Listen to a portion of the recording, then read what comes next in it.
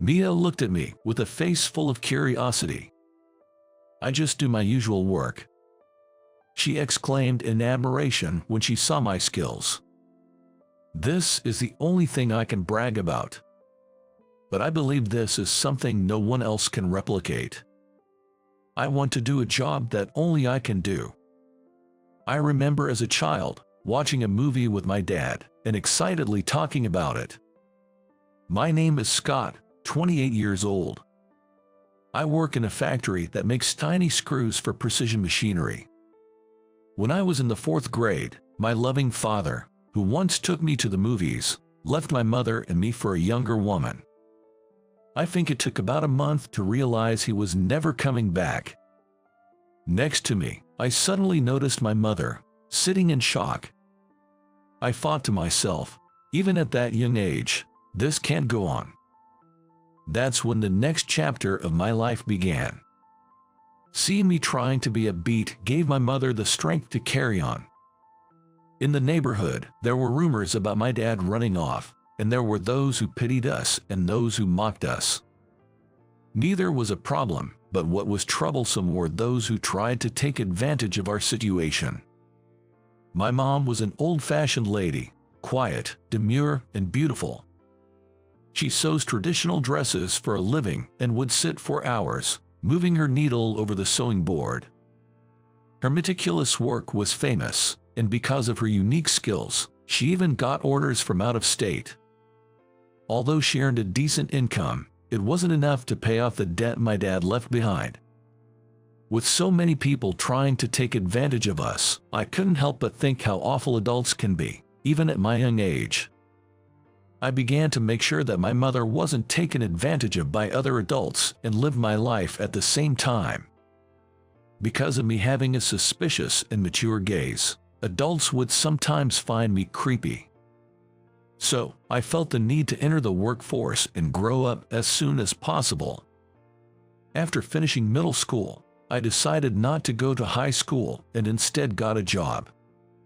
Of course, my mom was against it, but this was something I couldn't budge on. I joined a well-known machinery parts manufacturing factory in town. It seemed that I was the first person in that company who had only completed middle school, and at first, I received many odd looks and sympathetic words which were pretty bothersome to me.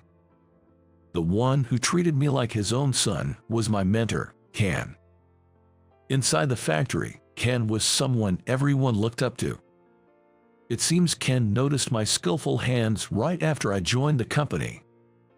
Among the parts that are mostly mass-produced by machines, there are tiny screws that require a human touch before they can be delivered. Ken was in charge of these parts, and he declared that he would teach me this technique. I believe Ken protected me. Being someone who had only completed middle school and was often the subject of whispers or treated lightly, he gave me a technique that no one else could replicate. It was my trump card to survive in this company. Since my father disappeared with a younger woman, it was the first time I felt such an admiration for an adult. I won't forget that feeling.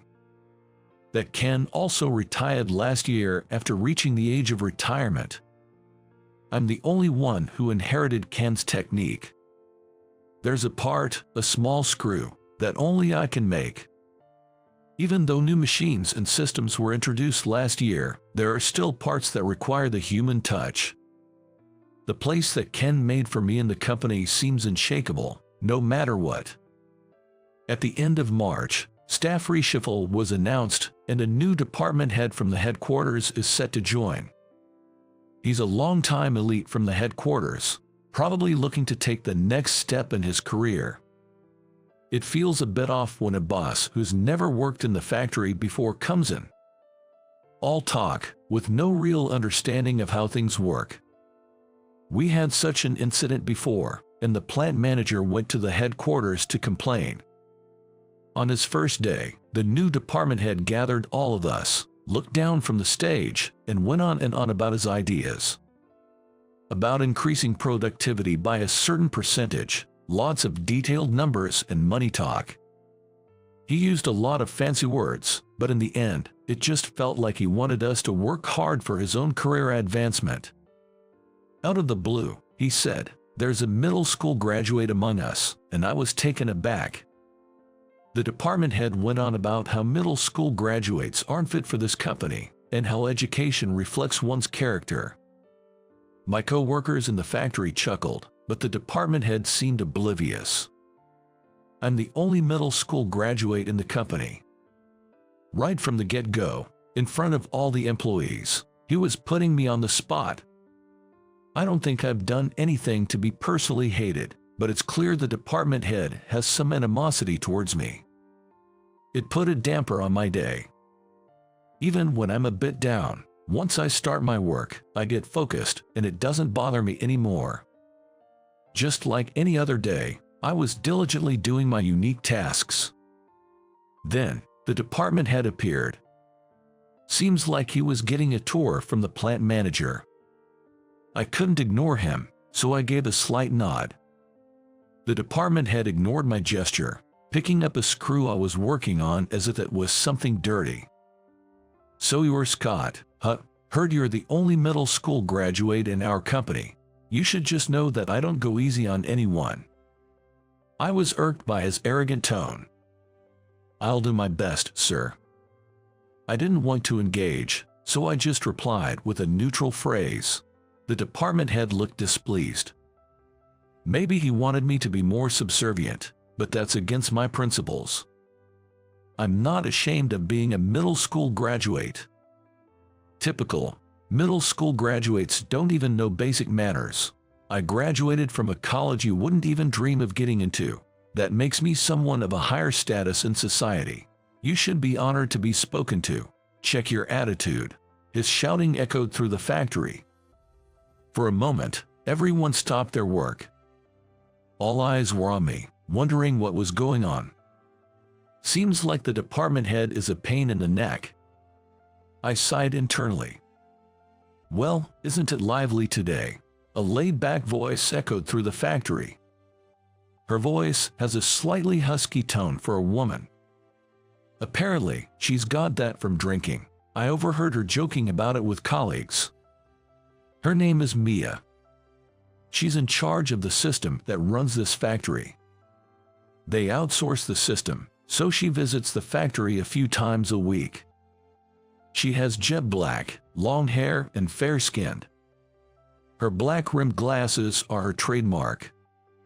She wears high heels and a long tight skirt as a suit. The skirt has a deep slit in it. She's completely changed my image of a system engineer. Here comes Mia. I swear the boss's tongue is sticking out. I'm Mia, the system engineer. You're the boss, right? Mia greets the boss. It seems she hasn't forgotten her manners as a professional. With Mia's arrival, the boss seemed to forget all about me and chatted with her, looking all smitten. Responding casually, Mia says, "Let's discuss this over there," and takes the boss away from me. Relieved, I watch their backs as the three of them head towards the office. As Mia walks away, she waves at me over her shoulder. I can't help but chuckle, thinking I owe her one now. The boss didn't show up in the factory in the afternoon, probably went back to the headquarters. The factory manager seemed stressed, murmuring, "A real pain in the butt came today." Finish time came, and all the machines were shut down. I did my final check, then wrapped up my day. Just as I was leaving the factory, I saw Mia chatting with other co-workers, having a good time.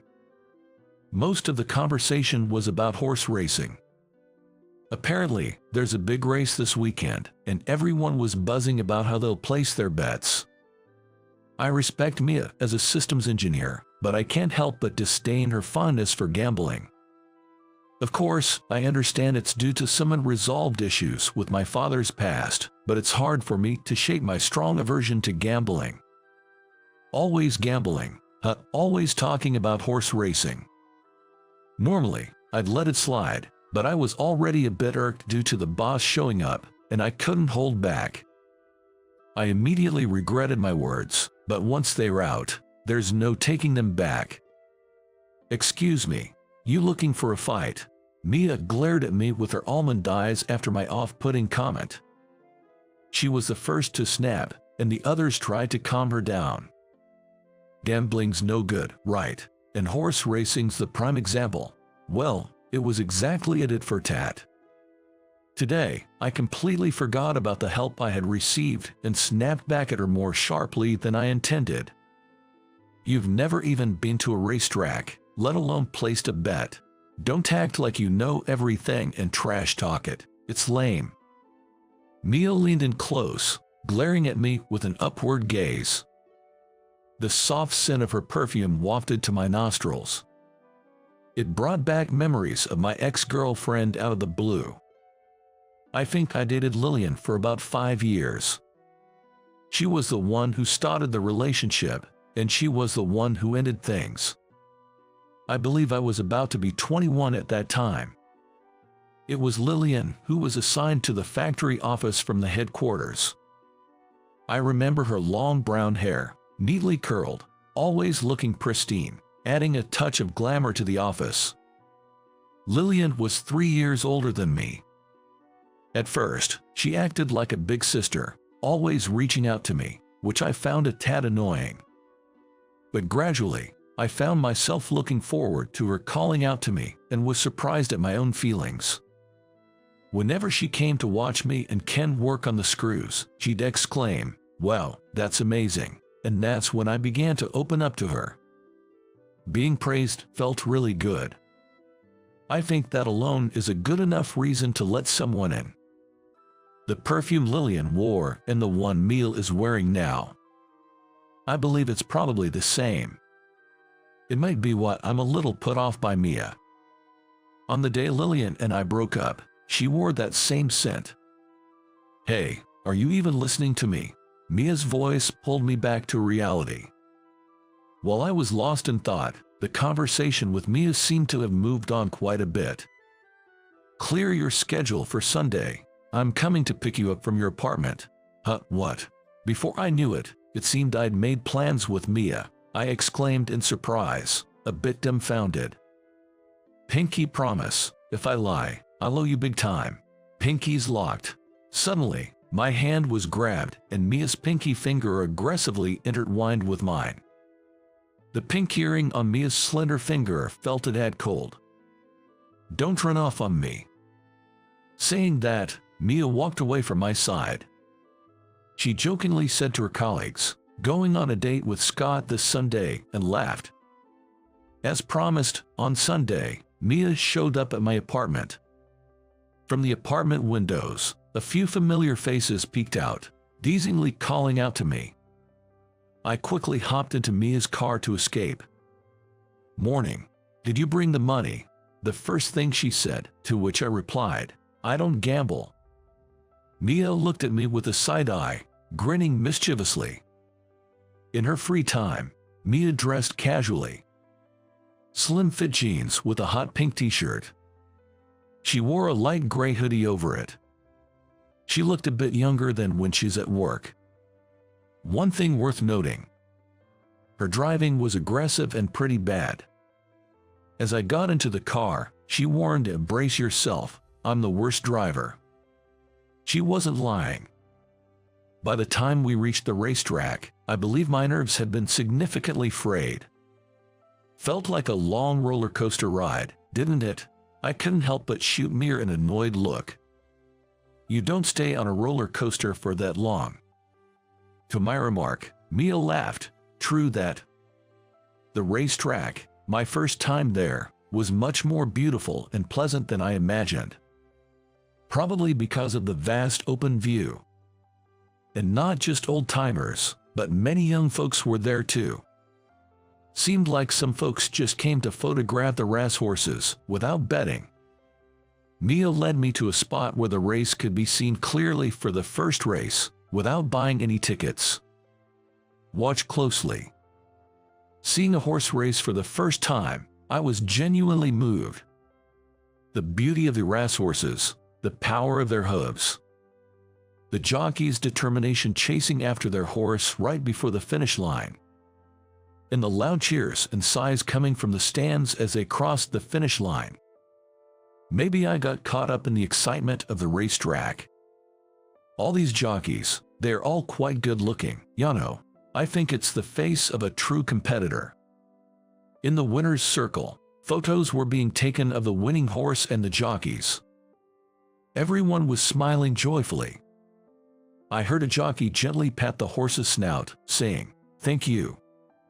Some jockeys die from falls. It's life-threatening for them. Of course, the horses are also risking their lives racing. Some even collapse and die right after crossing the finish line.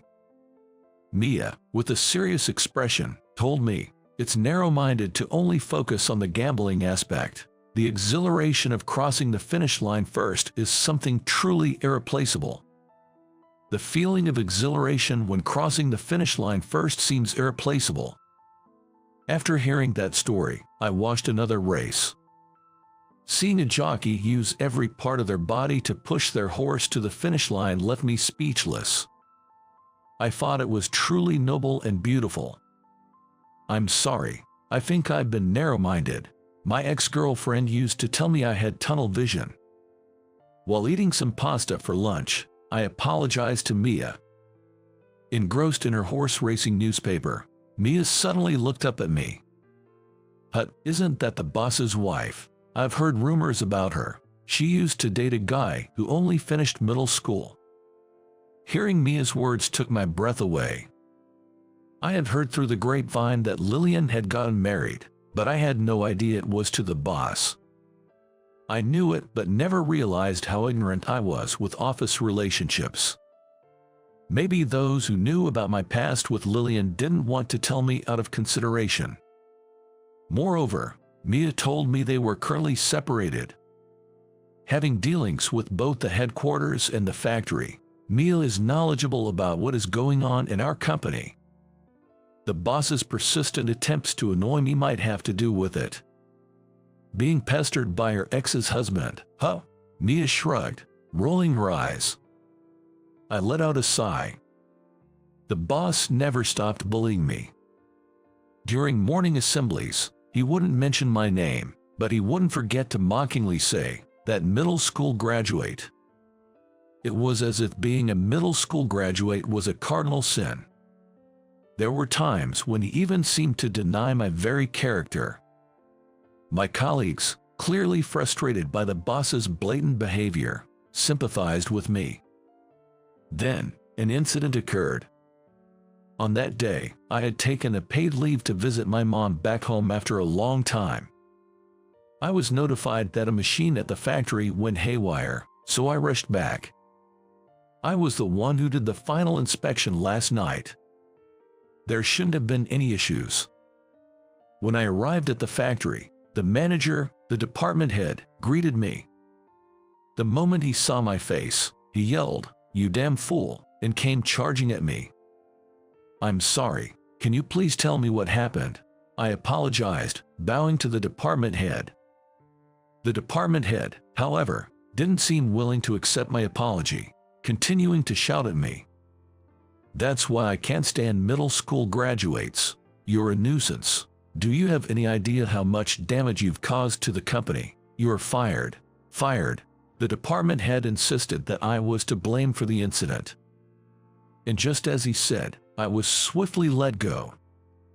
Without a chance to explain or even identify the root cause, axing me seemed to be the resolution to the incident. To anyone looking, it was a strangely abrupt solution. Suddenly jobless, my life took a turn for the worse. I had been working hard ever since finishing middle school.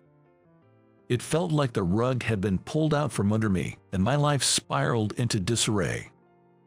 Leaving the dormitory, I moved into a cheap apartment, becoming a recluse with no energy to venture outside.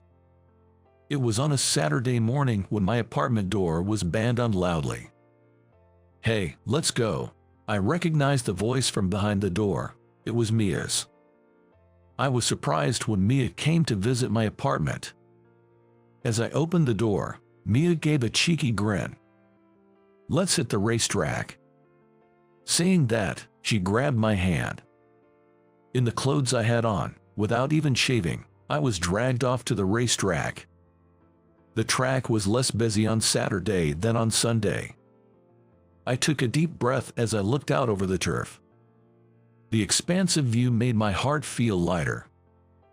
Maybe I'll buy a betting ticket today. Can you show me how? Hearing my words, Mia nodded with a smile. That day, thanks to beginner's luck, I hit big and treated Mia to a barbecue dinner. You look good with that stubble. She reached out across the table, her slender fingers grazing my scruffy chin. I gently held her hand, placing a kiss on her palm. Mia chuckled, looking tickled. Thanks for coming. You move surprisingly fast. I might like that about you. I think that was the moment I finally accepted the subtle affection I had felt from Mia. But the happiness was short-lived. Feeling a weight off my shoulders, I invited Mia to my apartment. She nodded with a joyful look. But as we approached my place, we froze at the sight of someone waiting for me. Just from the silhouette, I recognized her immediately. It was Lillian. Lillian, why? Upon hearing my voice, Lillian looked up and suddenly embraced me. She kept repeating "I'm sorry" through her tears. Without thinking, I wrapped my arms around her. I'm sorry, Scott. It's because of me. He was causing trouble. He was always jealous of you. He knew I couldn't get over you. Lillian's unexpected words left me stunned.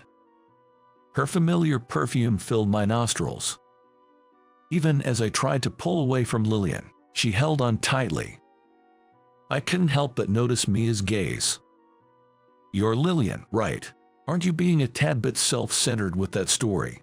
Mia, arms crossed, said in a cool tone while observing the scene between Lillian and me. In a low voice, Lillian asked me, "Who is she?" I blurted out, "A friend." That seemed to strike a nerve with Mia. "Oh, a friend, huh, got it. You two lovebirds can stay here and dwell on the past."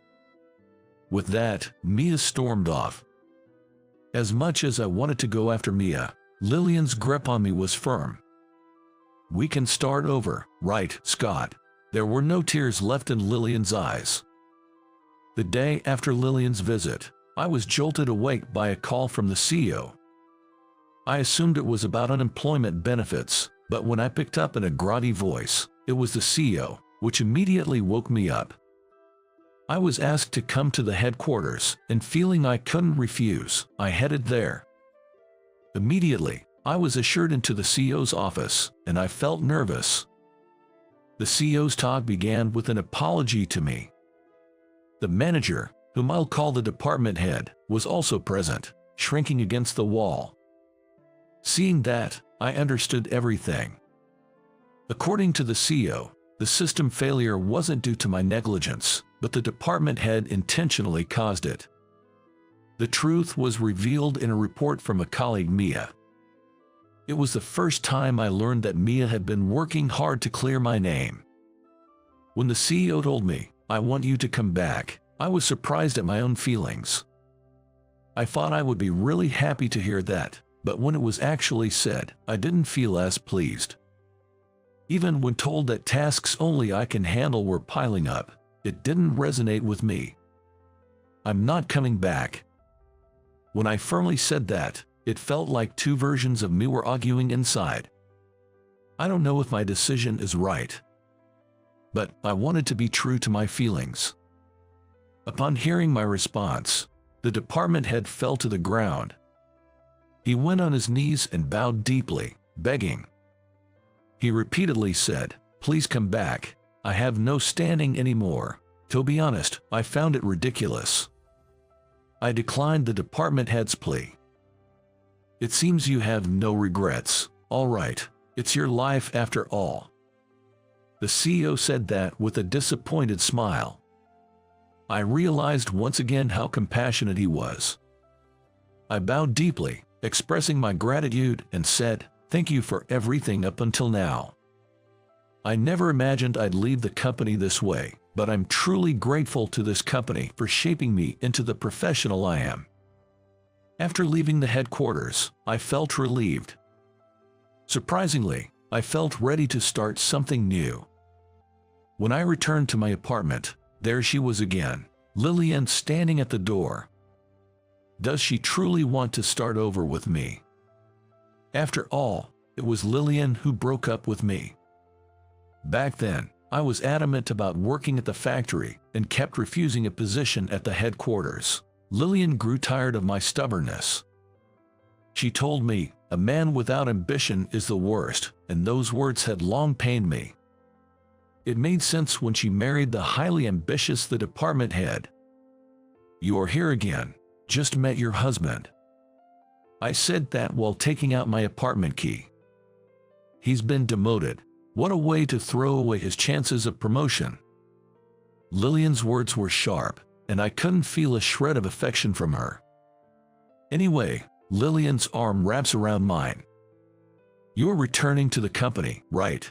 They were making a big fuss because there's a part only you can make. The CEO was saying you're a very valuable employee." It makes sense, I thought. It seems Lillian's affection doesn't kick in unless there's something in it for her. That thought almost made me chuckle. Is it right to say she's true to her desires? So like her. "We're long done, aren't we? You were the one who ended it. Remember, saying I lacked ambition, such a cliché line. Where's your ambition now, Lillian?" At my words, Lillian frowned. She pushed me away, as if throwing me aside. "I'm not going back to the company, and don't ever come looking for me again." I left those words behind as I opened the door to my apartment. As the door closed, I could hear the sound of Lillian's footsteps receding in the distance. Listening to her footsteps, I took out my cell phone. I scrolled through my contacts, looking for Mia's number. I hadn't reached out to her since our almost breakup last night. After a few rings, loud cheers came from the cell phone. "Score. Keep it up." It was lively. "What? I'm kinda busy right now." Mia's voice, sounding like she's shouting. "Thanks for the system report. I appreciate you clearing my name." I shout back, competing with the cheering sounds in the background. On the other end of the line, I thought I heard Mia chuckle. I gotta hang up. It's the main race next. Mia, always spending her weekends at the racetrack. But she's nothing like my father, who abandoned me. Wait, the words came out before I could stop them. Mia burst into laughter on the other end. "Don't be so anxious, we'll talk more later. I promise." Her words made me happier than I'd imagined. "Yeah, we'll talk later." I echoed Mia's words. And just like that, the call ended. I believe Mia's "we'll talk later" means our story continues. To look for a new job, I immediately reached out to my mentor, Ken. "I've met the woman I love. I'm looking for a job so I can propose." Ken, while laughing heartily, said, "Come work at my factory." I felt the beginning of a new chapter in my life. Mia would always be by my side. 6 months later, "You're the only one who can do it this way." Mia peeks at my work. At Ken's factory, I carefully handcraft every screw. Mia occasionally comes to watch me work. Encouraged by Mia's praise, I'd give my best. She'd look at me, eyes shining, and whisper, "I can't wait to marry a genius." I almost slipped up in my work. Being twisted around her little finger like this isn't so bad. I genuinely believe that.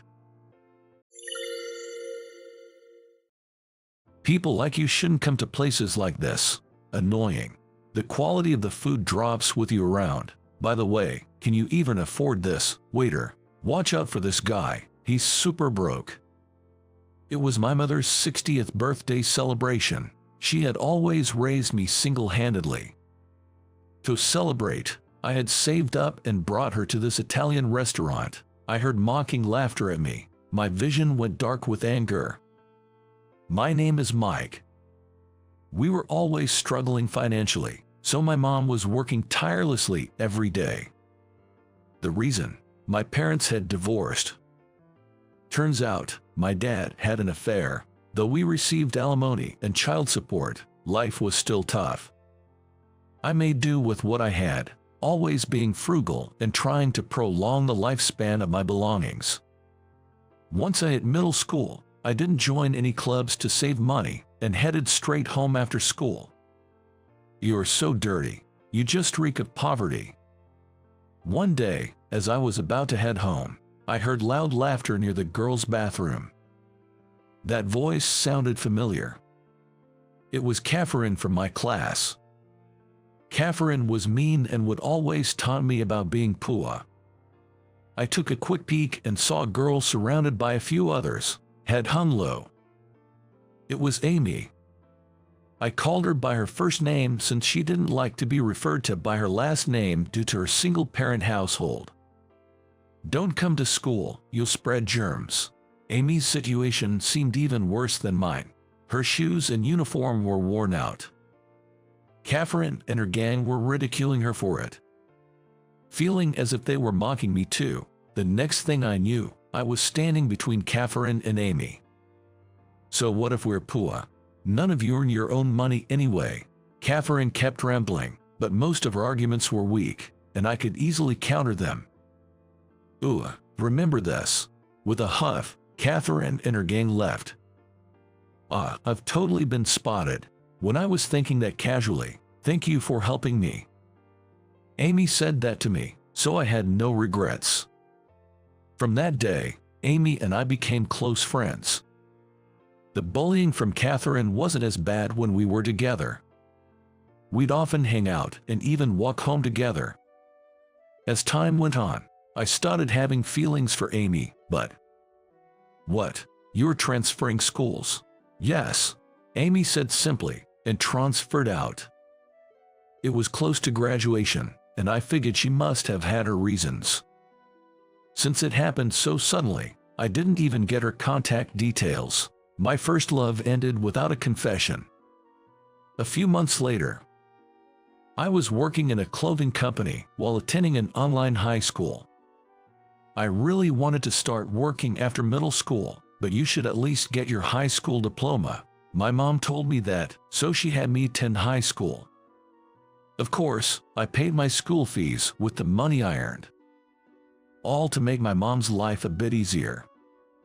Then, just before graduating, good news came. I'm being made a full-time employee. Incredibly, I've been chosen to work as a full-time employee at the clothing company where I've been employed. They said it's due to my strong work ethic, positive feedback from customers, and a recommendation from the store manager. I couldn't thank the manager enough. For a high school graduate like me to make it to the corporate office of a clothing company, I was over the moon. Of course, with my educational background, climbing the corporate ladder seems unlikely. But that's okay. Becoming a full-time employee means a pay raise, and I can make life easier for my mom. A few months later, just as I started getting the hang of my job, I was told to greet an important business partner visiting our corporate office. They were someone I absolutely couldn't afford to upset. I needed to be on my best behavior. Determined, I entered the reception room. There, in a sharp suit, sat a stern-looking woman. My heart sank when I saw her face. It was Catherine. Yes, the same Catherine who used to bully Amy and me. What are you doing here, Mike?" Seeing me, Catherine laughed mockingly, much like she used to. In school, where things were more or less on equal footing, I could have talked back. But this was a professional setting, and she was an important business partner. I could only plaster a smile on my face and stay silent. It's been a long time. From rags to corporate, who did you know to get here? It's gone downhill if they're hiring the likes of you. Well, looking at you, just an ordinary employee. Do your best, I guess. Catherine smirked, took her opportunity to belittle me further, and then left. I wiped the cold sweat from my forehead. I later found out Catherine was a top performer in the sales department of our business partner. A rising star promised for promotions, the elite of the elite. No way an average employee like me stood a chance against her. I fought to avoid her as much as possible, but, to my horror, Catherine specifically requested to work with me. So, every time we had a business transaction, I had to face Catherine. This report is hard to read. Why not brush up on your language skills instead of always finding faults? Always had a distaste for uneducated folks like you. Every time we met, Catherine had a nasty comment ready. I had no choice but to endure, becoming a verbal punching bag, so to speak. But I never thought of quitting. Thanks to my dedication to my job, life with my mom had improved significantly. No way I was going to let my mom struggle again. With that mindset, I managed to brush off Catherine's cruel words. More than that, what was really bothering me was something else. My mom's 60th birthday was coming up soon. I've saved a good amount of money and want to celebrate it somehow. But embarrassingly enough, I've been so focused on earning money that I don't know what gift would be best. What should I do for her celebration? As I pondered this, my mom and I were watching TV. And then, "That looks delicious." Uncharacteristically, my mom whispered that a show featuring a renowned Italian restaurant in the neighborhood was playing on TV. Images of exquisite meals in the lavish restaurant interior flashed across the screen. I'd love to visit a place like that, even just once. Mom wasn't really asking or insisting. She was saying it more in jest. Taking out my cell phone, I discreetly looked up the restaurant. It was as expected for a high-end Italian place. Most of the menu was out of my budget. But the cheapest course, I might just be able to afford it. "Mom, let's go to that restaurant." "What? Don't be silly. You don't have to do that. I want to celebrate your 60th birthday there." Initially hesitant, my mom eventually gave in when I expressed my wish to honor her. "I'll have to brush up on my table manners," she joyfully remarked. Neither of us had ever eaten authentic Italian, so we both studied table manners extensively. On the day of our reservation, we arrived at the restaurant. I was dressed in a suit, and my mom wore an elegant dress she had rented for the occasion. "Welcome," the waiter greeted, leading us to our table. It was a table close to the entrance, and chairs were pulled out for us to sit. The room was adorned with luxurious furniture and decorations, and the entire floor was covered in a red carpet. Despite having done some research online and on TV, the opulence took both me and my mom a bit by surprise. "What would you like to drink?" The waiter presented a wine-only menu, but neither of us drank alcohol, let alone had any knowledge about wine, so we simply opted for grape juice. "Happy 60th birthday, Mom." We clinked our juice glasses, and Mom smiled with joy. "Let's start with the appetizers." The food served looked refined, something we'd only seen on TV. With our newly acquired, somewhat clumsy table manners, Mom and I began our meal. I was looking forward to a good time. That's what I thought. But reality isn't always so sweet. "Oh, what are poor people doing here?"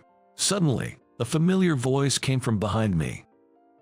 "Why here, of all places?" was what I wanted to ask. I turned around to find Catherine. She was accompanied by a few colleagues. Probably on a business outing. "This place will lose its charm with you here. You'll ruin the taste of the food," Catherine continued, raising her voice even louder. "And can you even afford this? Waiter, watch out for these folks. They might dine and dash."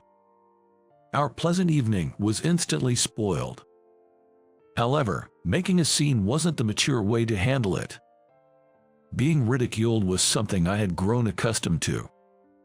I was ready to let it slide, until His mom looks just as poor.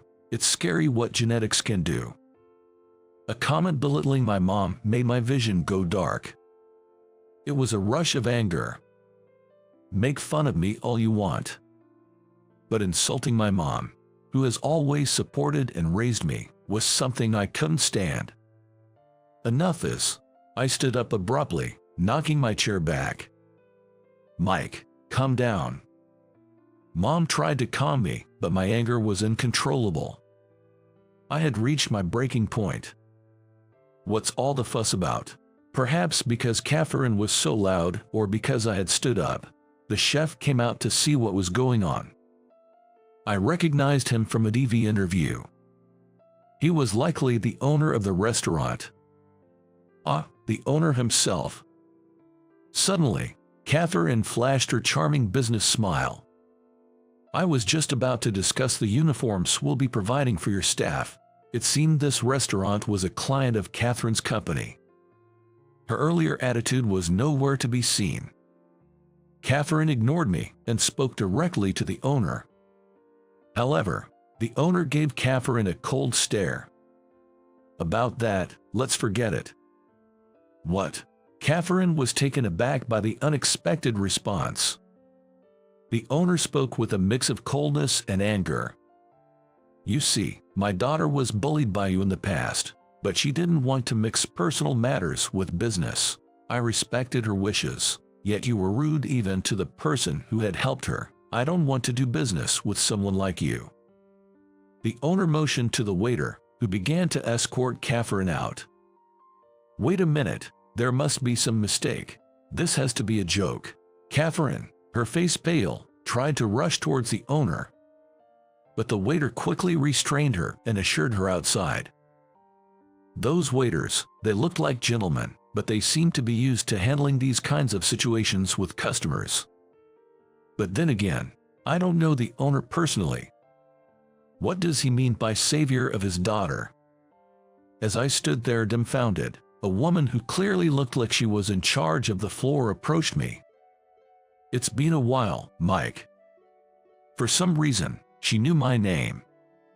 She gave me a smile, but I had no idea who she was.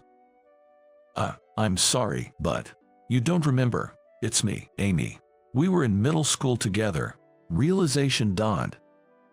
It was Amy, my first love from school. Actually, my parents got remarried, so I had to transfer schools. The man she referred to as her father was the owner. Now, Amy was supporting the restaurant as the head of the floor staff. When Catherine came for a meeting, I recognized her, but I didn't want to interfere with the business. Seeing her be so rude to you, though, I couldn't let it go. Amy's face lit up with a smile. You helped me out in the past, remember? So now it's my turn. I felt so refreshed after seeing Catherine get what she deserved. I was stunned to be reunited with my first love. But Amy's thoughtfulness made me happy, and all I could humbly say was, thank you, you really saved me. The owner, recognizing me as his daughter's benefactor, treated us to the most premium course. Amy explained each dish to us. Although it was a bit embarrassing to hear old stories in front of my mom. But thanks to that, we had a wonderful time. Thoroughly pleased with the impeccable service, we left the restaurant. But as soon as we got home, my mom said, I think I left something at the restaurant. Can you go get it? She said it with a kind smile. I suspect it's just an excuse. However, this might be my last chance to enter the restaurant and speak with the owner. Taking advantage of my mom's excuse, I went back and bravely proposed a uniform order to the owner. It was partly my fault for canceling the previous order. But the owner responded positively, saying, I've been thinking about where to get the uniforms from. Can you provide some materials for consideration? Now, it was time to prove my worth. Having been ridiculed by Catherine so much, my improved proposal was well received by the owner. The restaurant decided to order their new uniforms for my company. This success led to my promotion. Me, a high school graduate. I did wonder about that, but my boss assured me that the company values employees who deliver results, boosting my confidence. Oh, yes. Speaking of Catherine, she never returned to our company after that incident. Rumor has it she was demoted after angering a major client. Even though she was competent at her job, she seemed to lack the respect of her peers, and no one seemed to object to her demotion. Well, she really got what she deserved. Thank you for all your help. Beyond just the uniform order, the owner often entrusts me with various tasks. Consequently, I've been visiting the restaurant more frequently. So, you see, I've had more opportunities to meet Amy. In fact, lately, most of my work-related interactions have been with her. It kind of feels like a blast from the past, and I can't help but feel genuinely happy. I can't shake the feeling that Amy seems happy too. Am I being overly confident? But deep down, I really have feelings for Amy. I plan to invite her to a movie soon.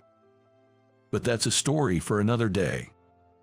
Here's hoping my romantic journey goes smoothly. Hey, everyone, keep your fingers crossed for me, will you? My name is Kyle, and I'm turning 29 this year. I work at a construction equipment parts factory, and I'm in sales. Right after high school, I joined this company. I really wanted to go to college, but due to family circumstances, I couldn't. My parents passed away when I was in elementary school. They were involved in a car accident. After that, I bounced around living with relatives. It wasn't that I was ever mistreated. All of my relatives were kind to me. But no matter where I lived or how much love I received, I always felt alone. That feeling increasingly isolated me from others. Being a dependent, I couldn't voice my desire to go to college. I wanted to work and support myself as soon as possible. The simple reason I chose this company was because they offered employee housing.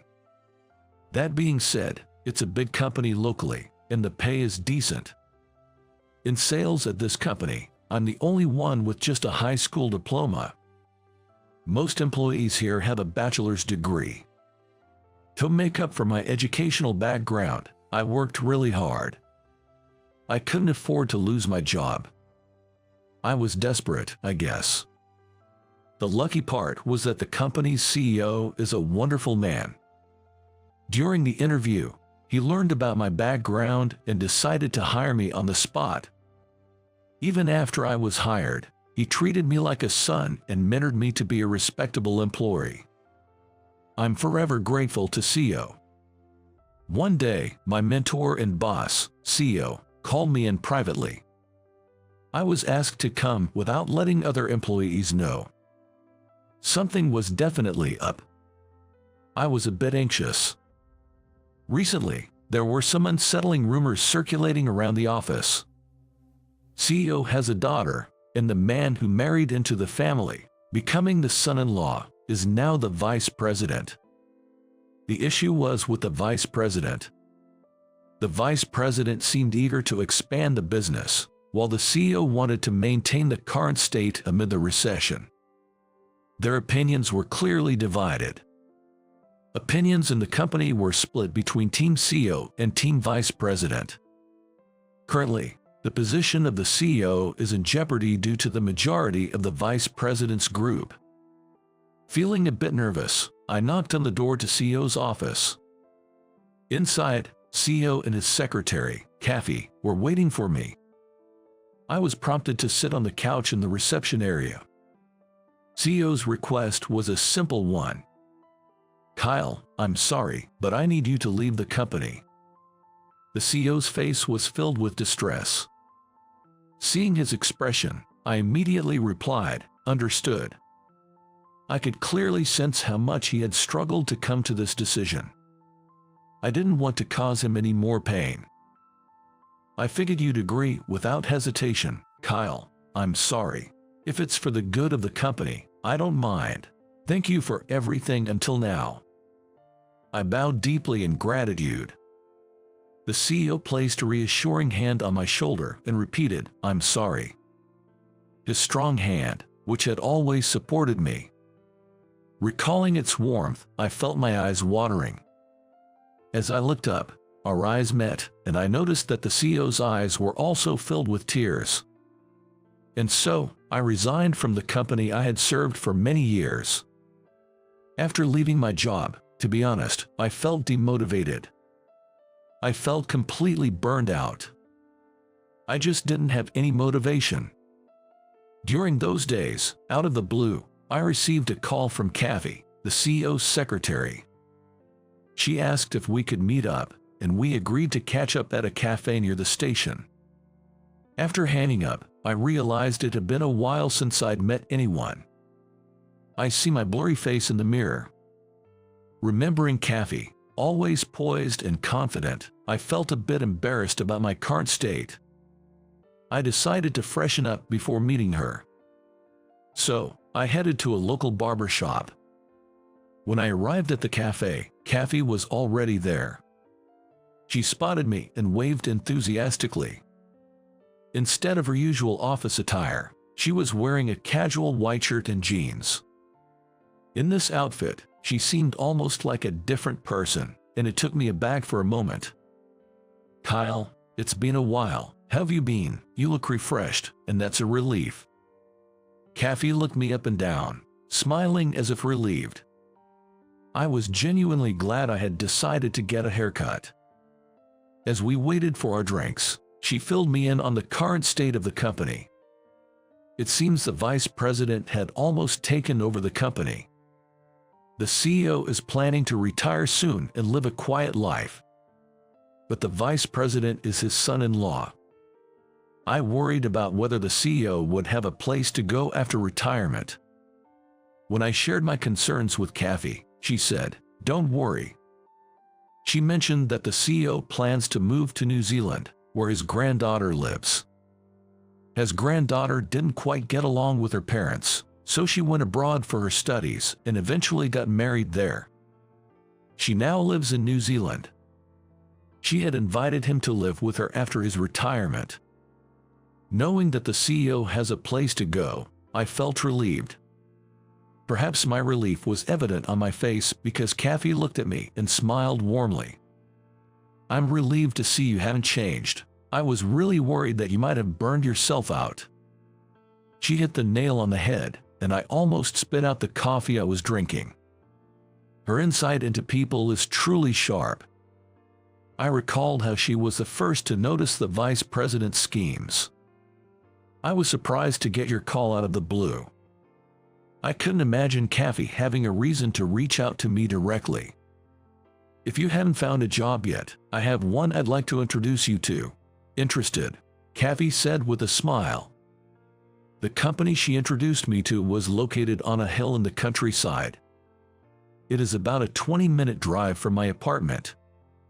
Using the address she gave me, I drove up a winding hill and saw a large fenced-off area.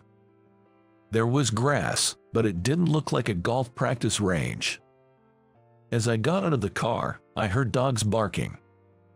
Holding the reference letter Kathy had given me, I headed to the reception. Entering the building, I was amazed. Dogs were lounging everywhere. I soon realized they were all elderly. This seemed to be a nursing home for senior dogs. They take in dogs whose owners can no longer care for them and look after them till the end. The staff explained the facility's mission to me. While we spoke, an elderly dog lay at my feet. "From today, this will be my workplace." I got a big surprise during the facility's introduction. The representative of the facility was Kathy, and the chairman was the same CEO from before. It turns out Kathy had been volunteering for pet rescue activities. This facility was an extension of that, and recently, the CEO had funded its completion. The pay would be significantly less than before, but the time spent with the animals seemed worth it. "Thank you for hiring me," I said, bowing to the facility staff. A new chapter in my life had begun. Working here, I realized this job was right for me. The elderly dogs, who had lost their places, reminded me of myself, making me grow fonder of them. "Hello, Kyle."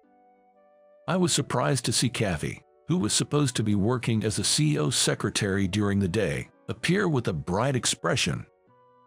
With a mischievous look on her face, she cheerfully said, "I've resigned," raising her hands in the air.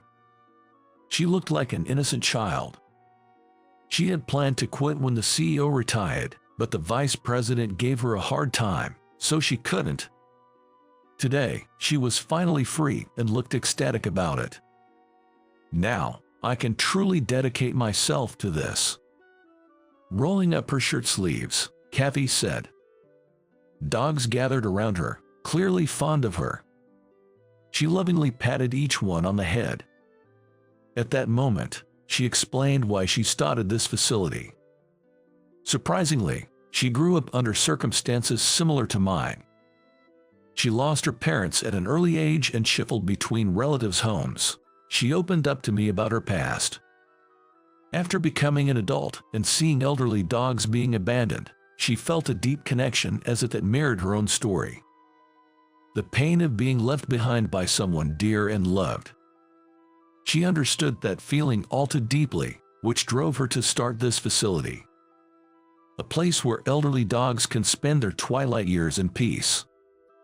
She plans to put more effort into rescuing cats and supporting community cats in the future.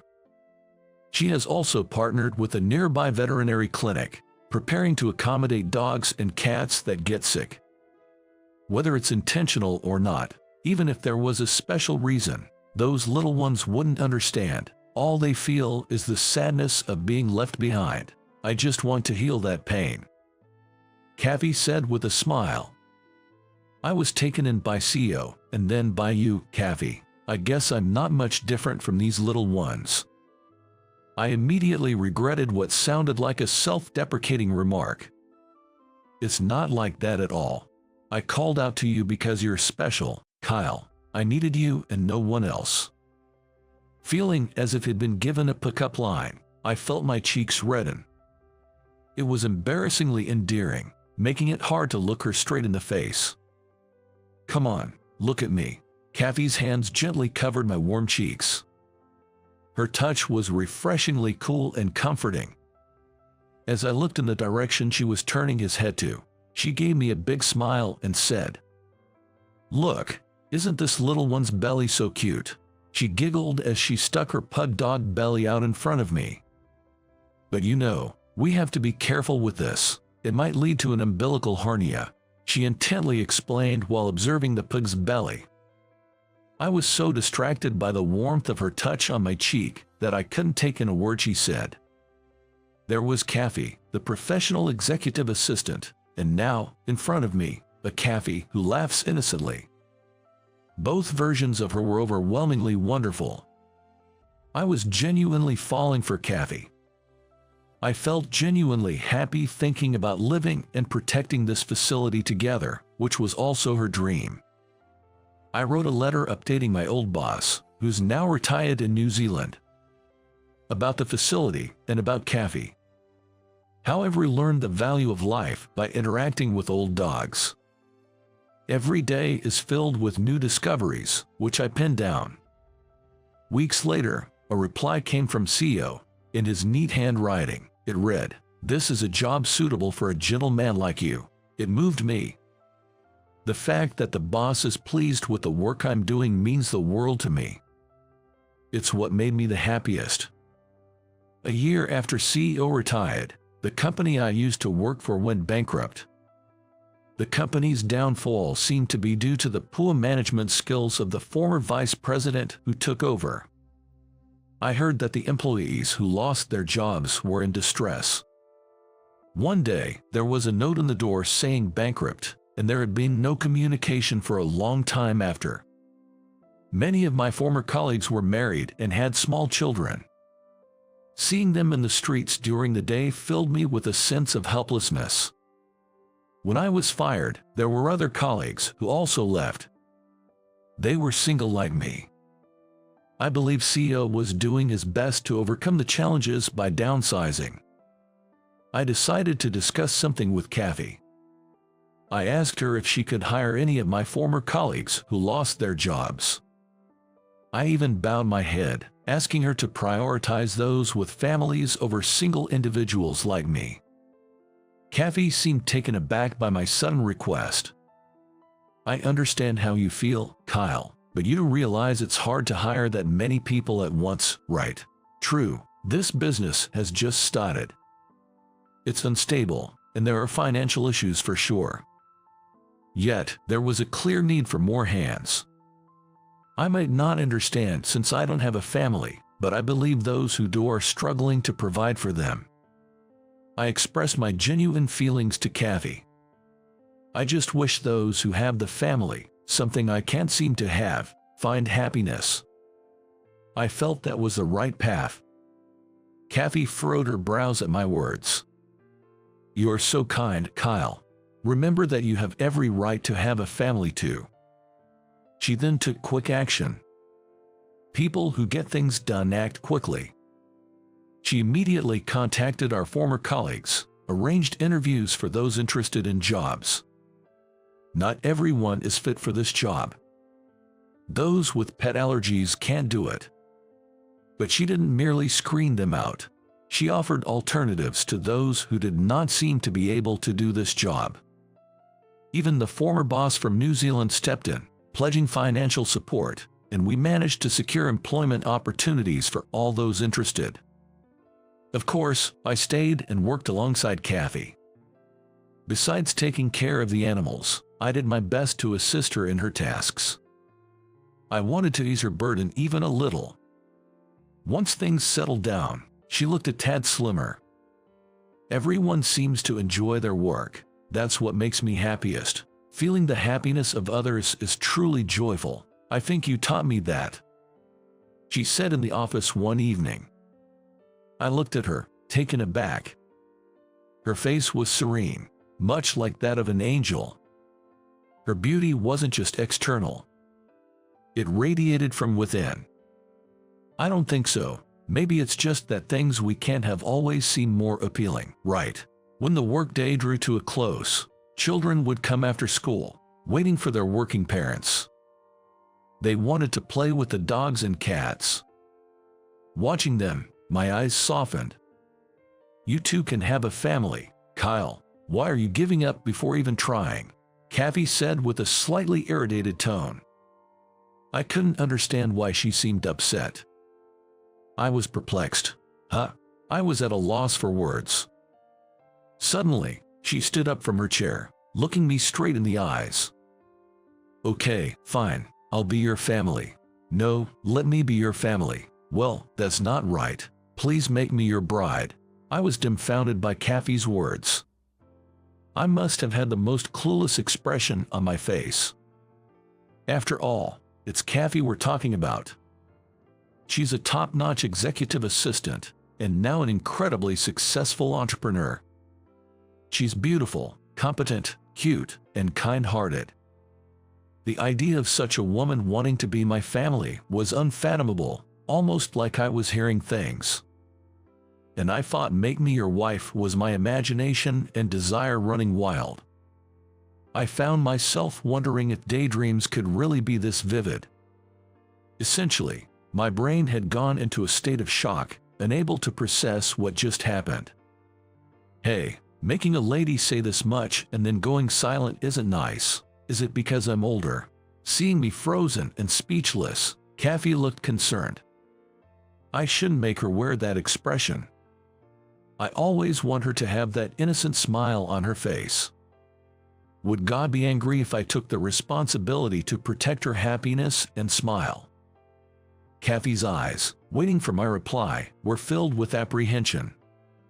Please be my wife. Please become my family and stay by my side forever. I'd be honored. Upon hearing my response, Kathy's face lit up with a radiant smile.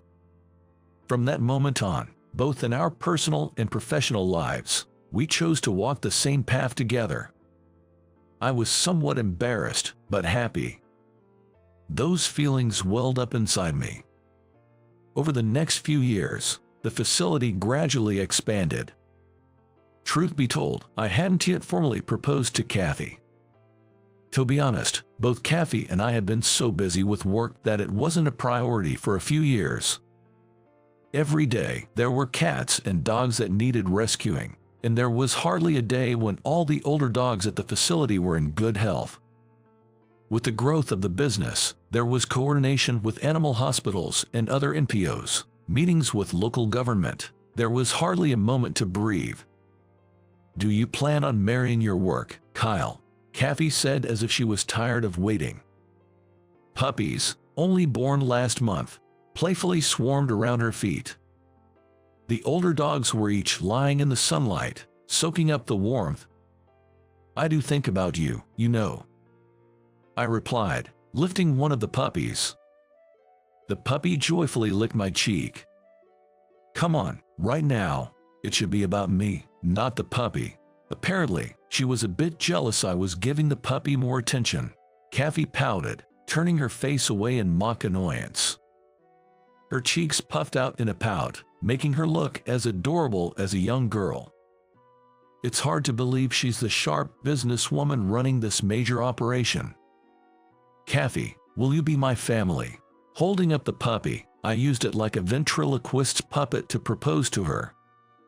She chuckled confidently, saying, "There's more you should be saying, right?" Indeed, I had left things a bit ambiguous. I then spoke earnestly to her. "I've loved you for a long time." "You got it. Perfect." She cheerfully hugged me. The puppy, trapped between us, let out a tiny whimper. I felt the warmth of both the puppy and her. Maybe this was what happiness felt like. It felt incredibly soft and fluffy, like the scent of sunlight, something precious I wanted to cherish and protect. She is the one for me, perfect. "Well, Chan." Called upon by the vice president, I straightened my back. "How far have you gone with my daughter?" "What? How far? Gone, what?" The VP's face is smiling. "How far in what sense?" Trying to keep the conversation going despite being flustered, he dropped another bombshell. "How about you marry my daughter?" Taken aback by the sudden proposal, I was nearly jumping out of my seat. "My name is John. I am 28 years old. Ever since I was a kid, I loved watching factories. After graduating from an engineering college, I started my job designing pipelines at a company I joined straight out of school. I've heard that when you turn your hobby into a job, you start hating it, but I love what I do." As I was busy with my work in the morning, my manager called me over. "What's up?" Not having many chances to chat with the manager, I felt a bit tense. "We're having a woman transferred to our department soon." "Oh? I'd like you to be her mentor." At the sudden offer, my eyes went wide. Me, overlooking all my senior colleagues, and moreover, wouldn't it be better if a female employee trained her? It was a natural thing to say. But the manager in a fluster said, "A female? Oh no, what if it causes trouble?" Confused by what he meant, the manager lowered his voice. "Actually, the woman transferring is the VP's daughter." "Oh?" Not understanding what that meant, the manager seemed annoyed. "The VP's daughter is joining the company because of her connections. There could be jealousy or other issues if she's trained by another woman. I think of the female colleagues I know. I believe that's an unfounded fear. They're all good people. You see everyone as good, don't you? I've never seen you get mad or frustrated." "Well, true, I might be a laid-back type. People would often tell me that. I've never been good at confrontations. I'd rather focus on something." But I didn't expect the manager to see me as gentle. Apparently, she wasn't doing well in the admin department. Not doing well in what way? I waited, and the manager began to speak. "I don't know the specifics, but it seems she had difficulty in their department. They say she's not very amiable, though that could just be jealousy talking.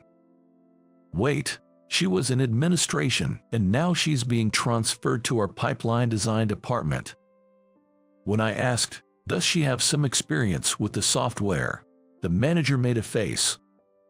She's from a liberal arts background, but she's academically bright, so with some training, she'll likely grasp it even if it's not her field.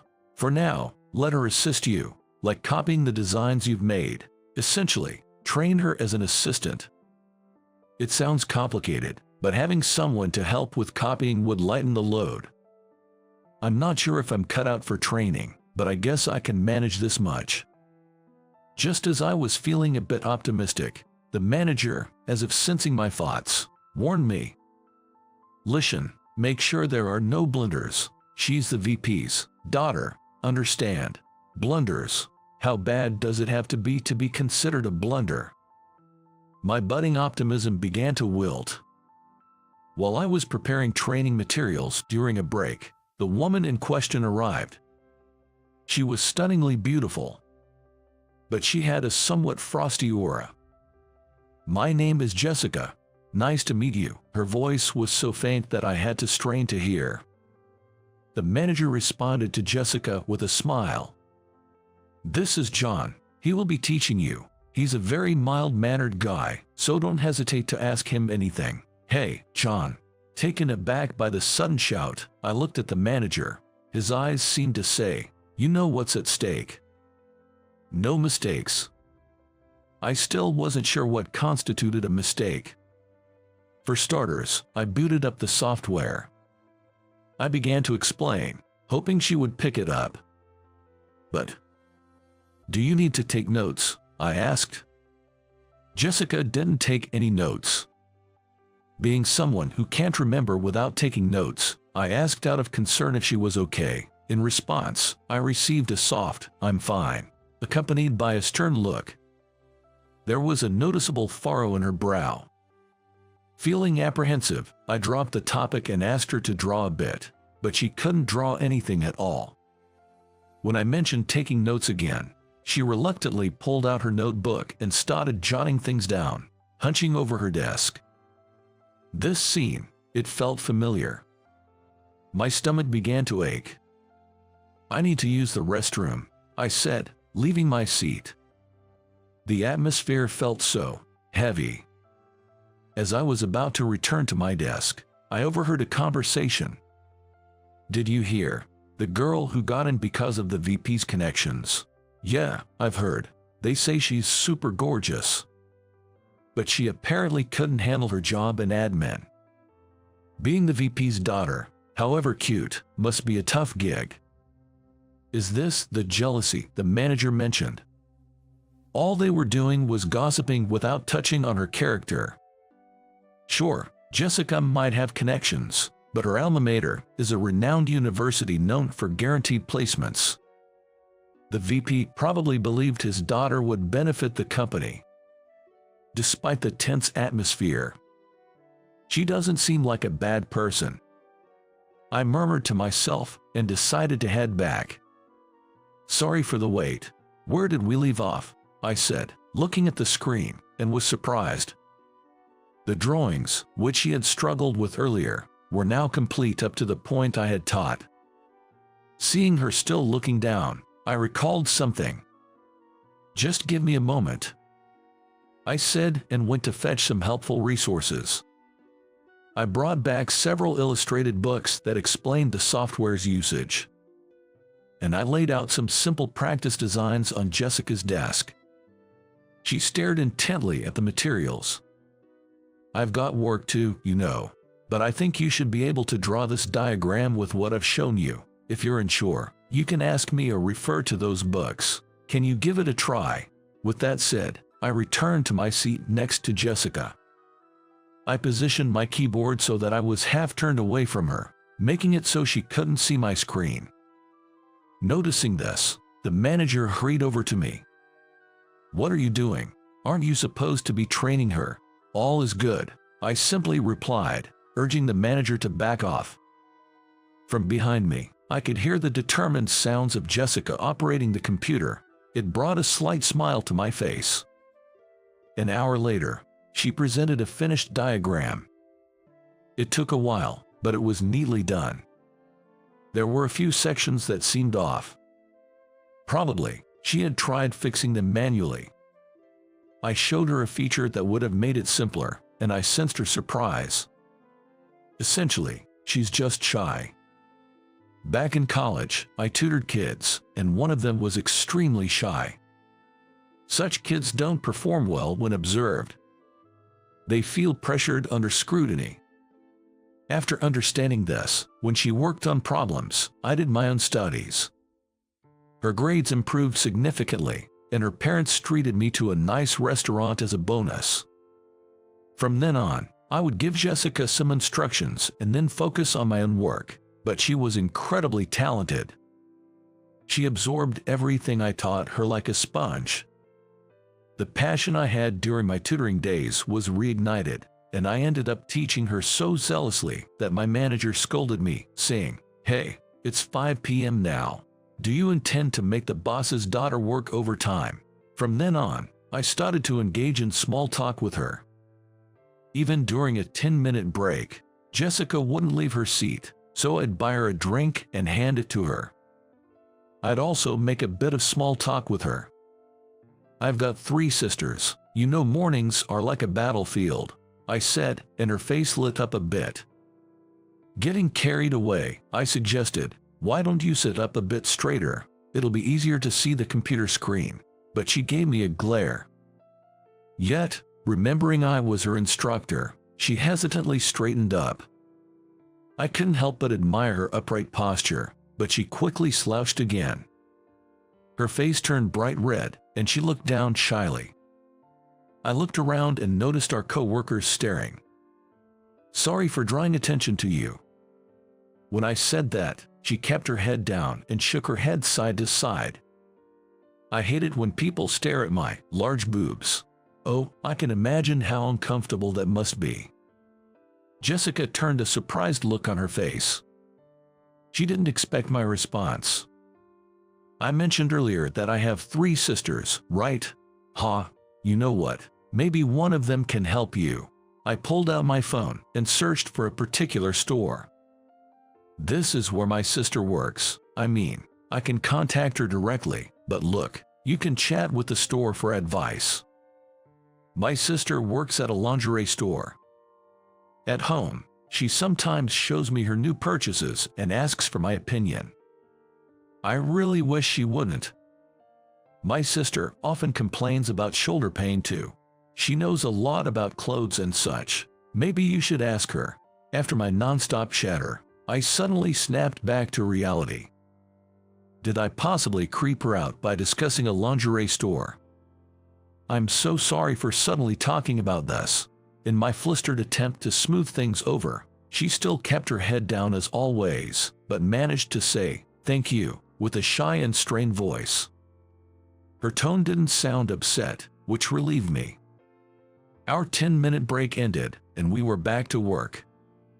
Even though we got a bit closer, it seemed like she still felt nervous when we worked closely together, so I kept a reasonable distance as always.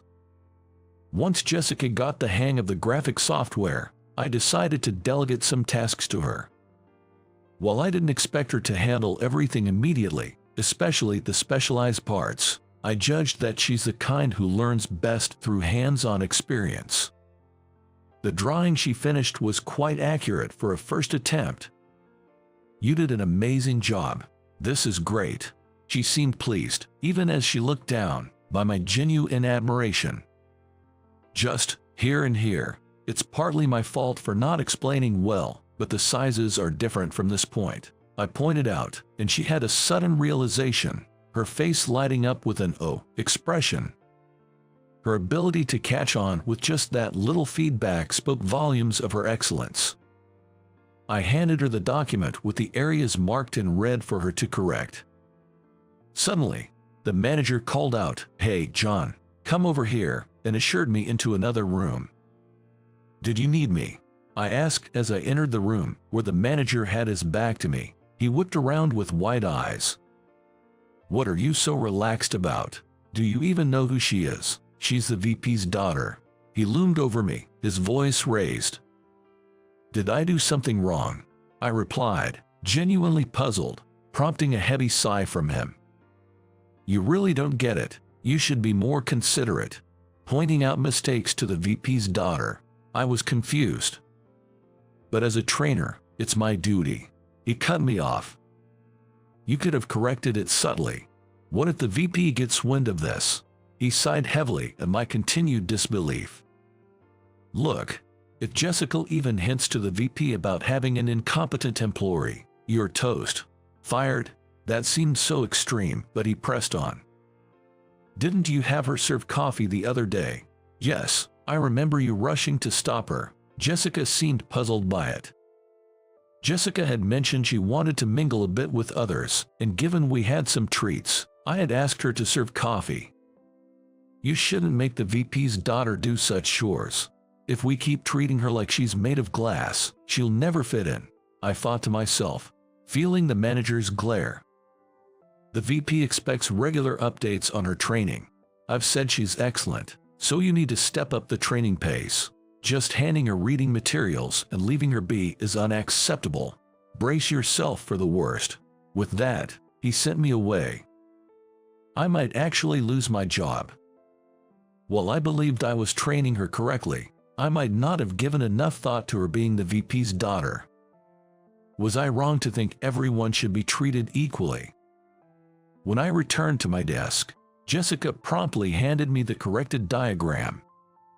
It was nearly perfect, but I noticed one small oversight.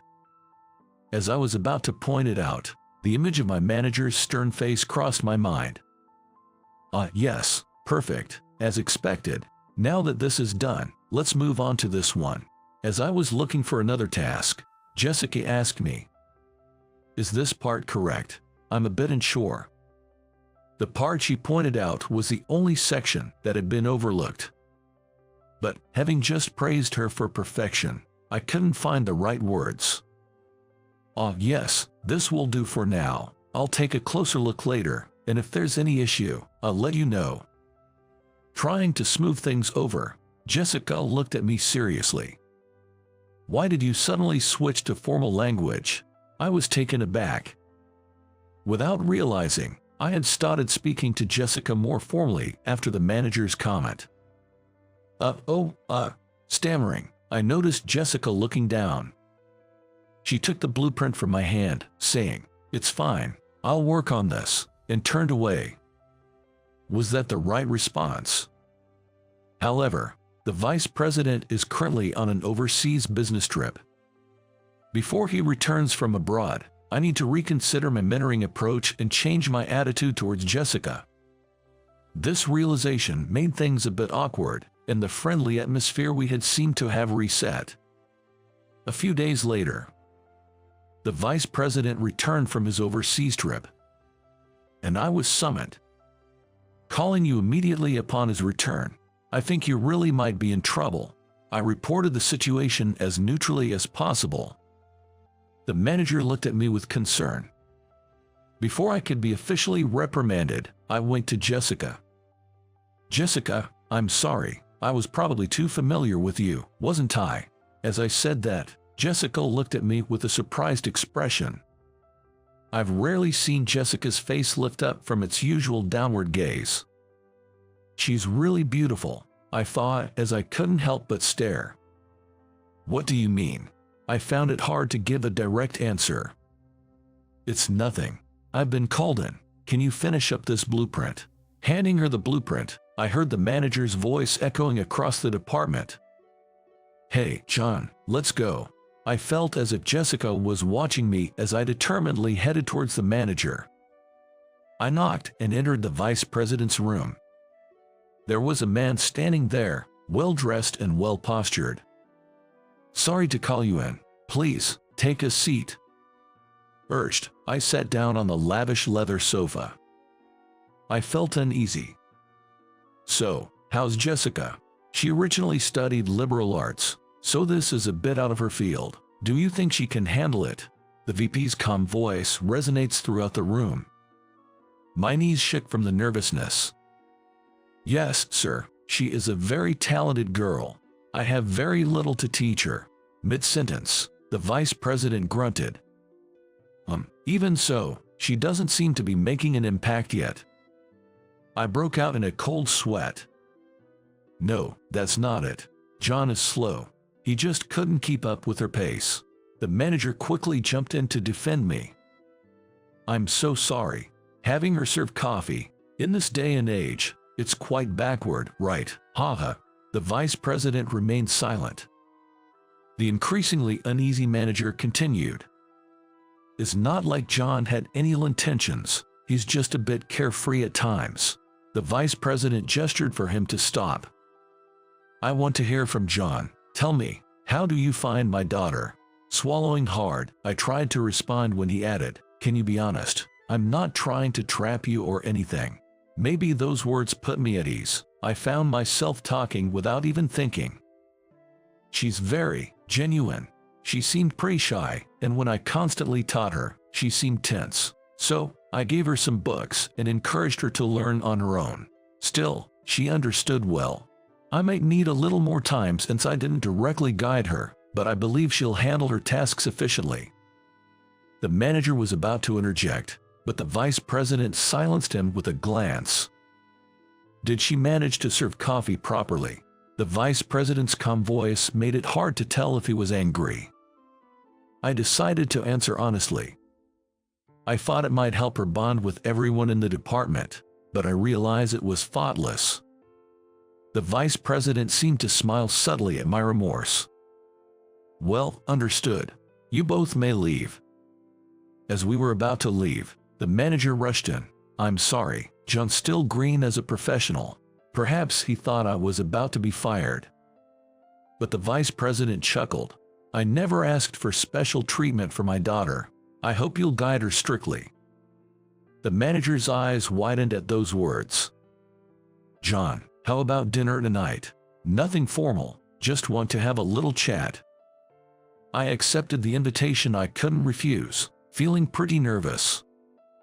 They'd chosen a fancy restaurant. Adding to the ambience, there's the vice president right in front of me. And Jessica is also sitting there. It's pretty formal here. Well, John. I straightened my back when the vice president addressed me. How far have you gone with my daughter? How far? Gone? What do you mean? The vice president has a smirk on his face. What does he mean by how far? Seeing me in a state of panic, the vice president chuckles. I'm talking about work. What did you think I was talking about? Seeing the vice president laughing like that, my face turned beet red.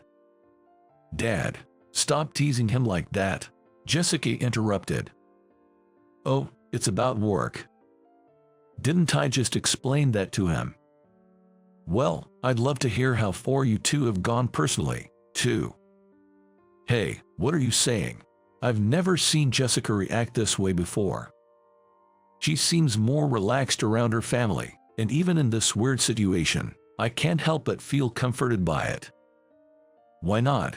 John is a good man, right? At that remark, I widened my eyes in surprise, and Jessica looked shocked. Stop it. Seems like you understood my daughter's shyness. She had a hard time in the admin department. I felt that it wouldn't do for her to be like that forever. Maybe I made a mistake by suddenly putting her in admin department. Sorry for causing trouble. Ignoring his daughter's protests, he continues talking to me. At the mention of causing trouble in admin department, Jessica lowered her head. In admin department, you have to deal with a lot of people. I get a little nervous when I take in documents for certification. I'm not great with social interactions either. Just like I heard, John, you're such a kind person, always having Jessica's back. Jessica didn't retort anymore. She hung her head as if waiting for the storm to pass. I'd feel relieved if such an understanding man was by my daughter's side. John, would you marry my daughter? Taken aback by the sudden proposal, I was about to jump, but Jessica's sharp enough of this nonsense brought me back to reality. Yeah, right. But I heard at the company that you might be getting laid off, that you were scared. Trying to change the topic, Jessica interjected. Where did you hear that? I responded in a flustered tone. Jessica muttered, from my seniors. Then the vice president said, I did something bad. The manager is a good guy, but he's a bit old-fashioned. He thinks all of the relatives of higher positions are superior. Sighing deeply, he grumbled. Don't worry, it won't come to you getting fired. Please continue looking after my daughter. I bowed deeply in response, just as the vice president's cell phone rang. Excuse me for a moment, he said, and left the table. Now, it was just the two of us. Things were a bit awkward after that conversation. I took a sip of my beer. I'm glad it was all just a misunderstanding. You were acting strange towards me, so that's what it was. Slightly pouting, she sipped her wine. I'm sorry, I get scolded by the manager. I bowed my head deeply.